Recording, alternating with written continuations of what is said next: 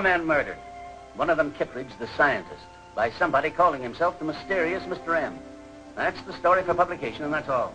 Look, I know the newspapers aren't supposed to learn that Kittridge is the key to all this or that Jim Farrell has disappeared. But don't you think it's time I was told? Kittridge invented a submarine engine that will revolutionize ocean travel. M is after him, and we think he's using Jim Farrell to get it. I'll wake him now and cue him for 12 o'clock. What about contacting Grant Farrell? We'll condition Jim to take care of that for us, too. Farrell. Farrell.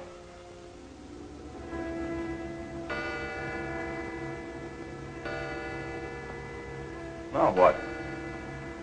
Let's go home. But I've got to check the control room first.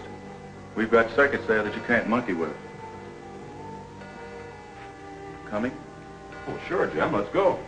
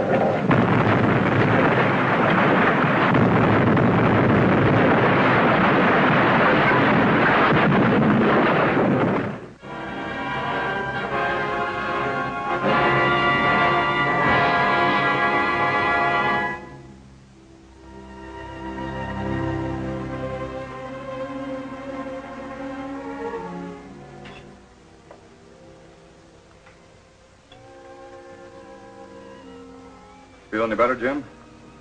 A little, Grant. Think you can answer a few more questions? I'll try. What made you take me to the control room of the plant and then attack me? I've already told you, Grant. I don't remember. My mind's a blank on all you say happened. Tampering with the controls. The fire, the explosion. Just what do you remember, Jim? Only my arrival at the plant. You remember meeting a Mr. M. Mr. M. Who is he? Should I know him? We thought you might have been with him. No. I was at Silver Lake Lodge alone. The lodge has been closed for 2 months. But I'm sure I was there. It isn't advisable to question him anymore. His condition is quite critical. We've got to take blood from him for a test. It's my duty, Jim, to inform you you're under arrest. Don't worry, Jim. I'm sure you're one of Mr. M's victims. The minute I can prove that, you'll be in the clear. Thanks, Grant.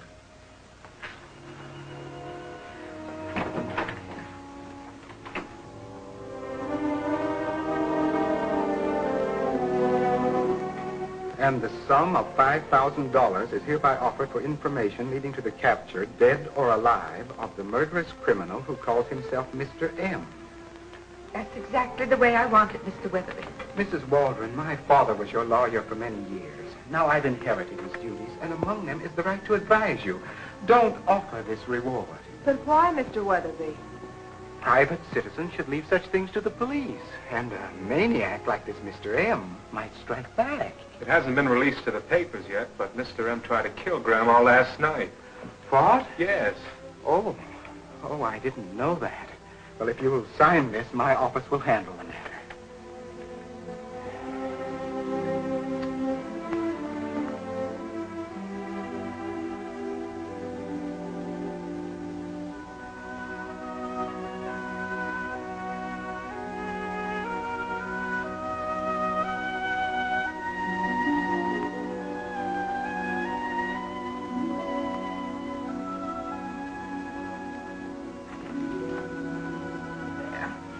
Here you are. And now, if you'll excuse me. Certainly. The reward will be announced this afternoon. Derek will give you any other information you want. Will you come with me, dear?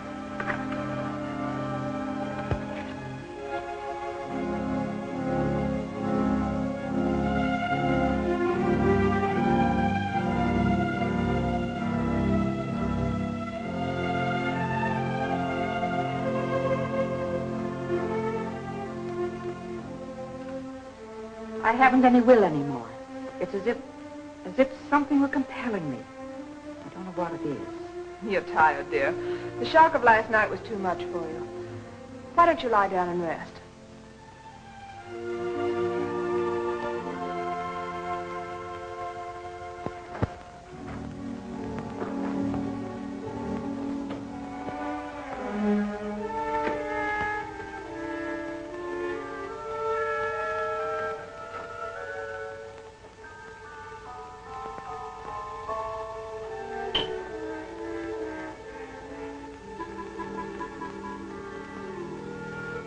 All clear, Mr. Waldron.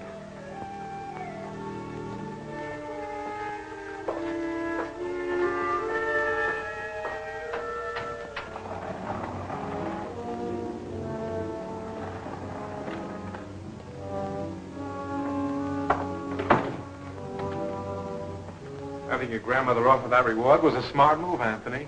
Wasn't it? Police will never connect Mr. M with the Waldrons now. Anthony, do you think it's safe to give your grandmother any more Hypnotreme? Yes, now that we know how to control the dosage. We're still not sure how long the effect lasts. Can't take any chances. I'll say we can. If she knew you were alive, she'd report you to the police. As it is, Grandma's reputation for doing good will cover a multitude of our sins. You have a point there. But we still have plenty to worry about with Jim Farrell in the hands of the police. As we don't know yet how long Hypnotreme stays in the system, suppose he comes out of it. You remember enough to hang us all. What's this? It's tagged just like the first one. Listen to this. This record contains further orders from the real Mr. M. Obey them or the police will be told that Anthony Waldron is not dead as they believe. How he gets those records to us is beyond me. The police don't frighten me half as much. Come on, play it. Let's find out what he has to say before we decide what to do about him.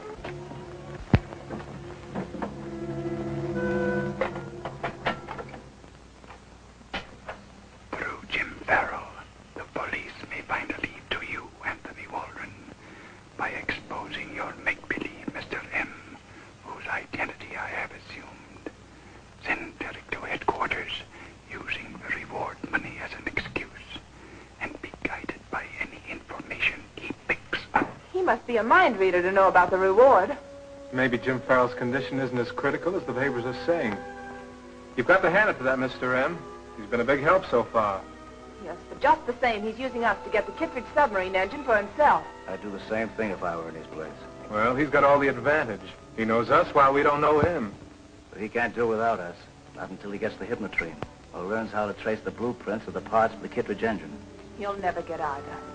Destruction of the master plan falls right into our hands.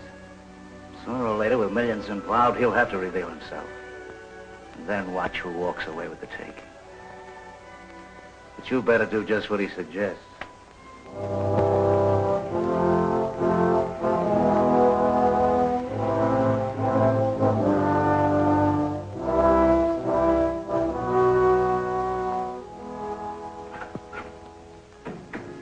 Well, just what we thought. Blair's still with the chemist.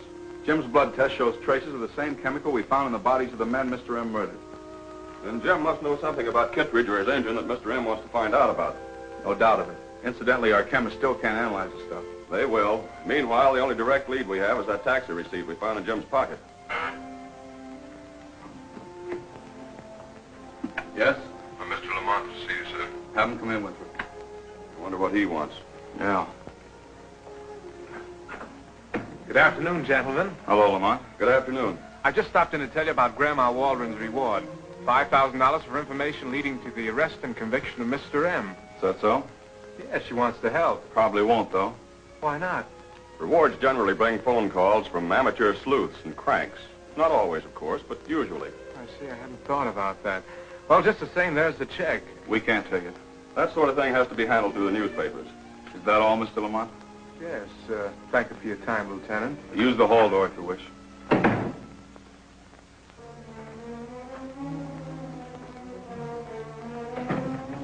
Something new on the taxi lead? Yes, sir. The company just phoned back. They've located the driver who picked up your brother last night, Mr. Farrell. He's number 37. He'll report to you at your brother's apartment. Fortunately, taxi driver number 37 is on an out-of-town call, so he can't be sent to see Grant Farrell until he gets back. Well, what are you going to do about it? I've contacted Shrek, and I think I can fix it so we can get rid of the driver and capture Grant Farrell at the same time. Do that, Derek, and we're in the clear. All the way, Marino. We'll put him under Hypnotreme and let him do away with Jim Farrell for us.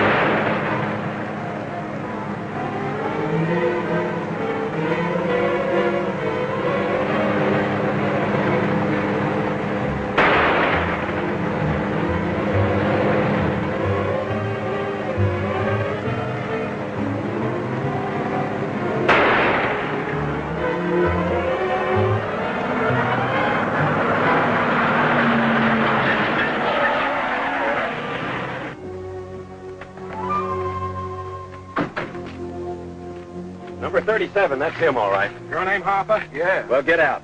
What's the idea? The less you know or remember, Harper, the more chance you have of staying alive. Now do as he says.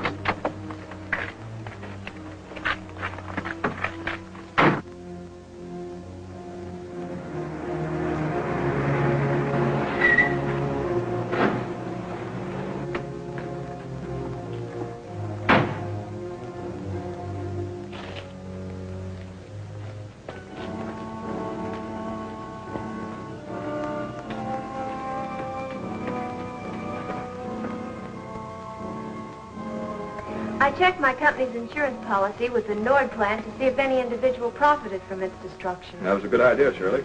Yes, but it didn't lead anywhere.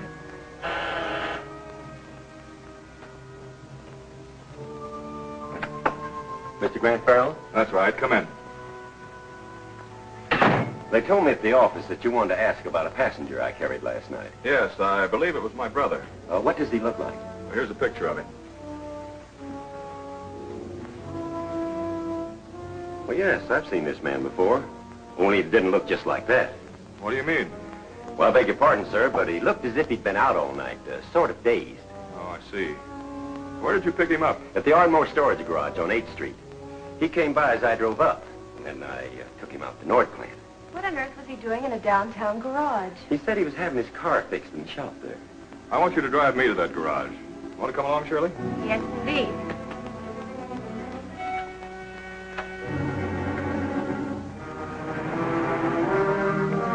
We're almost there. The garage is in the next block. Pull up a few doors this side of the place so I can look it over. Yes, sir.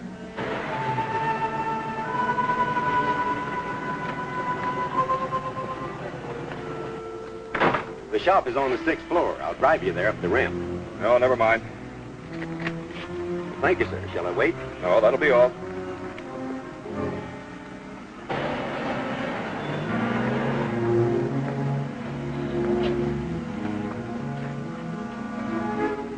There's something funny about that driver. His story doesn't match.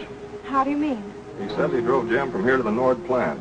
That's 6 miles. The taxi fare would have been about $3. But the receipt found on Jim was only for $1. He was very anxious to drive you into that building. Why'd you let him get away? He didn't get away.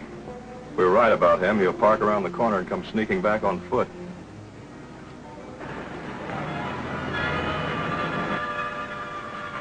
You were right. Now I'm going in there and see what this is all about. Oh, and I want you to phone Kirby and have him come here at once. All right, Dan.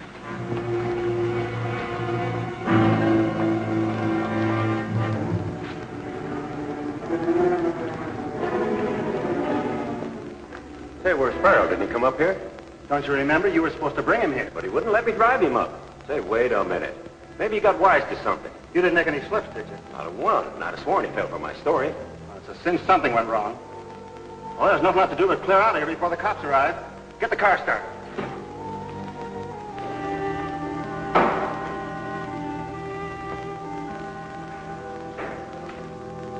What's your hurry?